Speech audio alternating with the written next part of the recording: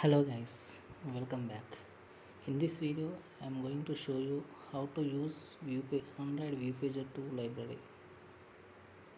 So this Android Viewpager 2 library is a new library which is overcome of the features from the Viewpager.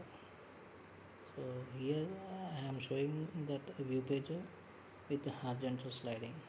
So this we can achieve with the normal Viewpager also, but we have one more feature with the Android Viewpager 2 is like we can make vertical sliding.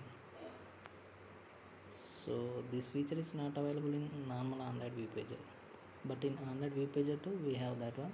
So now I have enabled it one. Look at this, the sliding is coming like vertical. So like this Viewpager 2 has few more features like right to left sliding and some other features. I mean applying the recycler view adapter. So many new features. So that's why we have to migrate Android Viewpager to Android Viewpager 2 library.